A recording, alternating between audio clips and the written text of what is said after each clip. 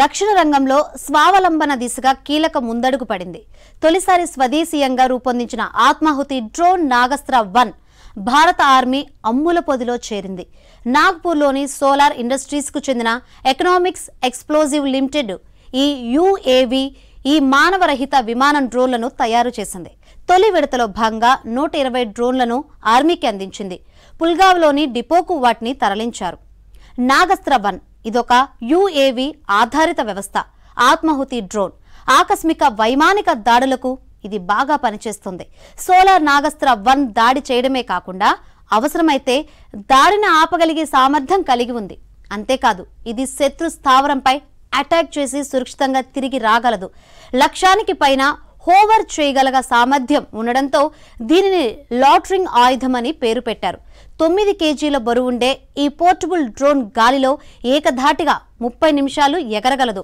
1 KG బరువున్న పేలుడు పదార్థాలను మోసుకెళ్లగలదు. జీపీఎస్ ఆధారంగా పనిచేసే ఈ డ్రోన్ కామ్కేజ్ మోడ్లో అత్యుత్తమంగా పనిచేస్తుంది. లక్ష్యాలపై ఖచ్చితత్వంతో దాడి చేస్తుంది. ఎలక్ట్రిక్ ప్రొపల్షన్ సిస్టమ్ కారణంగా నాగస్త్ర-1 తక్కువ శబ్దంతో ప్రయాణిస్తోంది.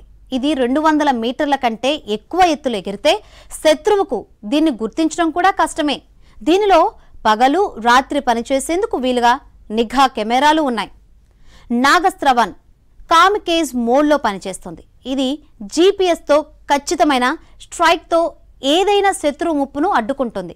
ఇది 4500 మీటర్ల కంటే ఎక్కువ ఎత్తులో ఎగురుతూ రాడార్ వ్యవస్థ చిక్కకుండా లక్ష్యాన్ని ఛేదిస్తుంది. ఉదాహరణకు ఒక నిర్దిష్ట టైంలో నిర్దిష్ట ప్రదేశానికి వెళ్లడానికి ఓ మిలిటెంట్ను తీసుకెళ్లే కార్-1ను నాగస్త్ర-1 గాలిలో తిరుగుతూ లక్ష్యంపై దాడి చేయగలదు. లక్ష్యాన్ని నాశనం చేయడంతో పాటు అది కూడా పేలిపోతుంది. అందుకే దీనిని ఆత్మాహుతి డ్రోన్ అని పిలుస్తారు.